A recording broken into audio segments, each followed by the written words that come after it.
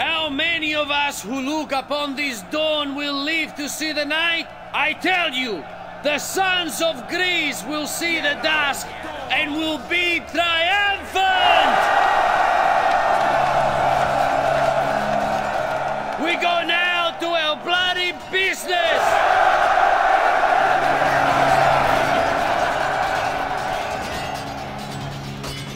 Alright, now that we've been inspired by the brave words of the captain of my army, we will go ahead and proceed with the battle. This is a battle just outside the city of Petra, which I was sieging, where I last left off in the Alexander campaign.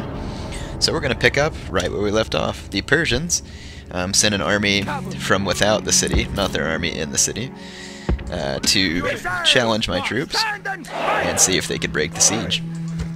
So let's see if they're going to be successful. I somehow doubt it, but, you know, I hate to speak for them. I'm going to fast forward while I move my troops up here. You see the weather is a bit sandy. It's almost kind of like, it's probably sandstorm or fog or something. Most likely sandstorm would be my idea.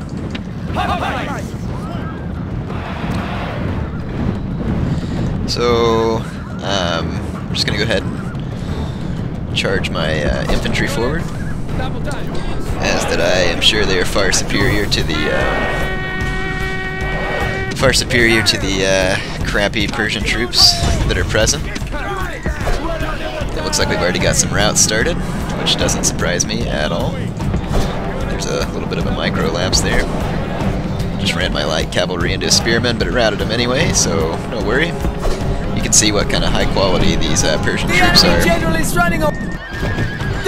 And to be honest, this is what should be happening, because the Persians don't train any good troops, and so they ought to expect to be instantly destroyed like they were in this battle. I mean, let's be honest. Let's look at these, like, Kardike spearmen here. Yeah, they look so top-notch, what with their wicker shield and all.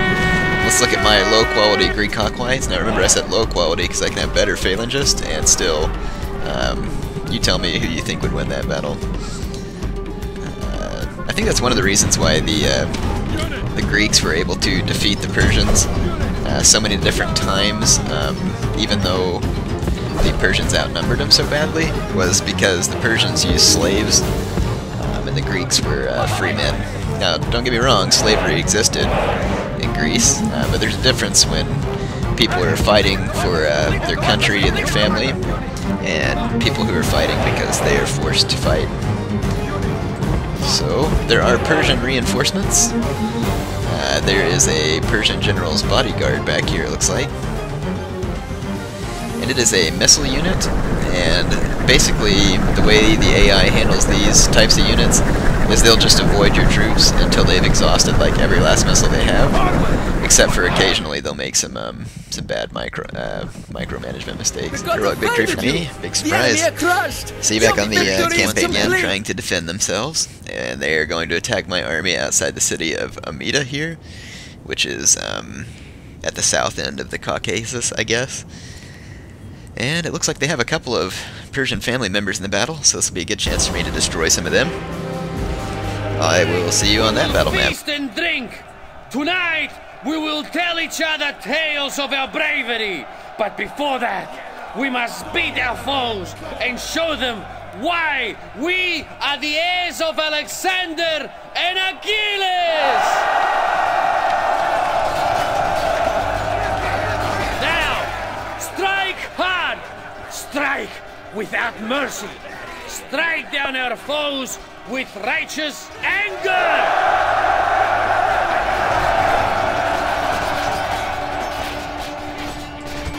Alright, there's another good inspiring speech for you. I don't know how to strike down your foe with righteous anger, but I do know how to strike down a foe with righteous phalanx troops. So in any case, I've had some of you ask me a bunch of questions, so we're going to have a bit of discussion during this battle. Some of you have been asking how to put my phalanx troops shoulder to shoulder. I get that question non-stop, constantly, which is okay. I'm not mad at anybody for asking it. So if you're watching this video, please observe, here's my troops. They're almost shoulder to shoulder, and you could do it the long way by trying to click them close to each other. Or you can just press the +/equals key on your keyboard, and that extends your ranks, or you can push the -/_ key, and that decreases your ranks. So there, you can see on my screen, you cannot do this while they're in Phalanx mode, and this creates the one solid Phalanx line that I like to use so much against non-Phalanx factions, like the Romans, or in this case, for the most part, the Persians never fought with Phalanx troops unless they were mercenaries. So, let's start the battle. It looks like the only troop that's here for the original part of the attack is a Persian general's bodyguard. And although it's going to cause me a couple of casualties, I'm just going to charge it down with my little massive light cavalry here. And I will most likely win this. If I lose, big deal. I got plenty of infantry to finish the fight. And it's not like I'm going to lose a general. I just don't want this Persian general's bodyguard sliding around everywhere, causing me unnecessary losses without being answered. So let's follow my cavalry on their charge. The chariots are going to get caught here. And like I said, I'll suffer some casualties, but a mob of light cavalry is actually sometimes effective against chariots.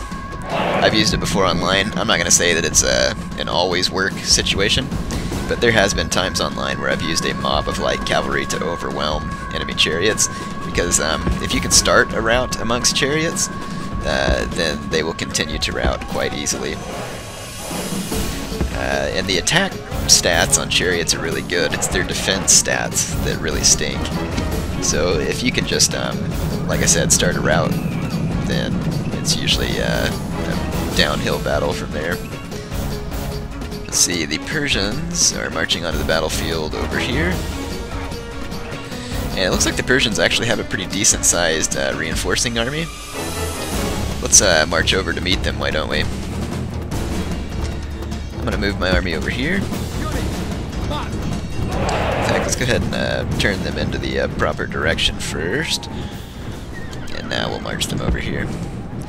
And some of you also frequently ask me, how do you move your armies all at once and keep them in the same formation? You just hold down the Alt key while clicking command orders. You can also right-click and drag your troops into formations, just as kind of some movement on the battlefield. There's also all kinds of quick keys.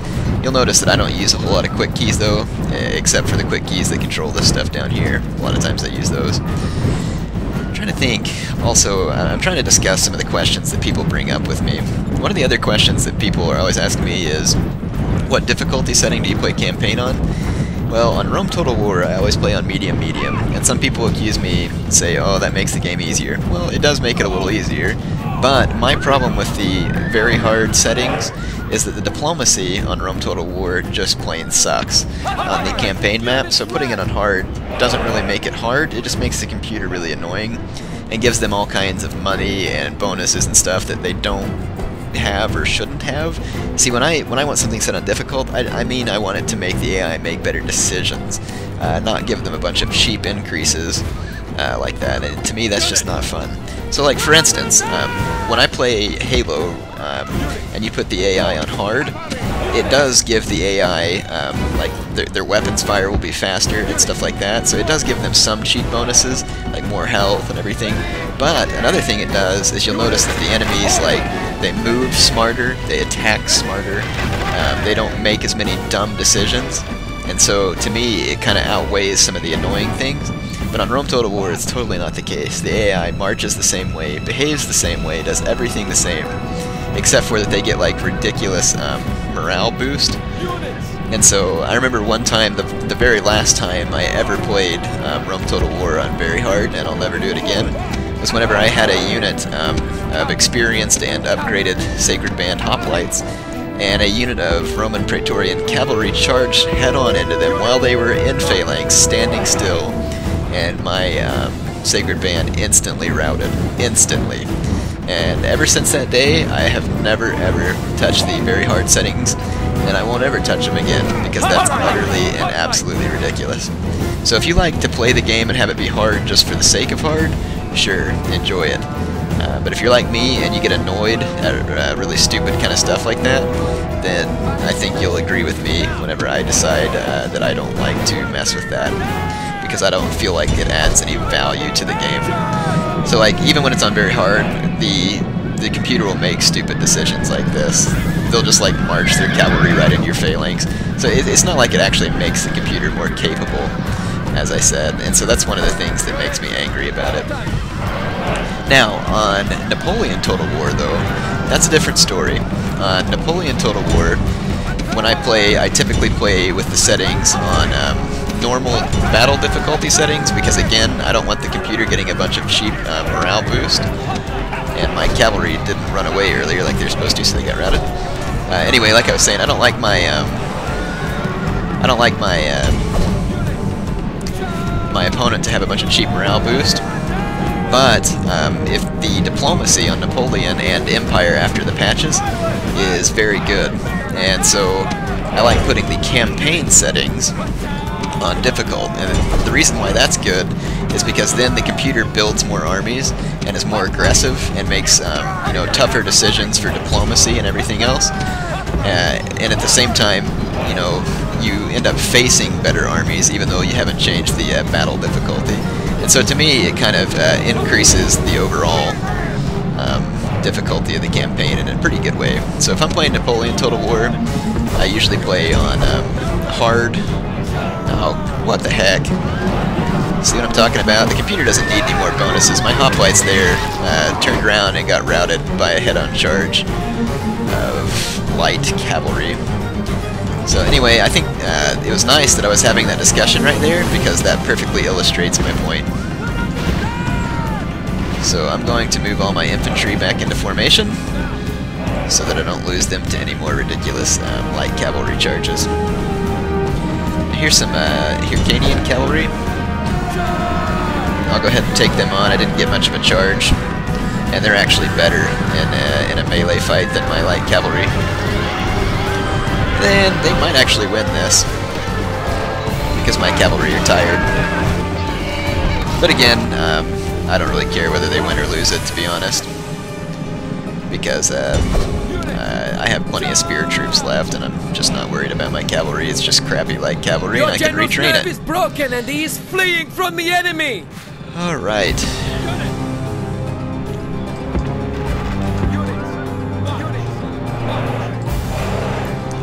I do have one unit of regrouped cavalry here. There's 14 allied cavalry. And the AI has a unit of spear troops just running in a mad dash towards them, which, to be honest, is a little bit pointless. But, you know, the computer will a lot of times catch you off guard because you're trying to micromanage something else. Some Cardicaes I'll take out. I'm going to keep my army together for the most part. There's some Mardian archers here. I didn't realize they were on the battlefield. I'm not sure if this cavalry here will actually rout them, but I'm going to see if I can use what's left of my regrouped cavalry there to try and rout some of these Persian light infantry. And that'll, you know, make it to where I don't have to sit here and wait for them to waste all of their missiles, because the computer will do that to you. They'll just like skirmish and skirmish and skirmish, which is, you know, actually probably a good idea that CA program them with, because to be honest, that is what you should do if you have a lot of skirmishing troops. Alright, I've just been talking for a while. No, it's not like this battle is particularly interesting. I'm trying to think of other questions that people ask me about campaign.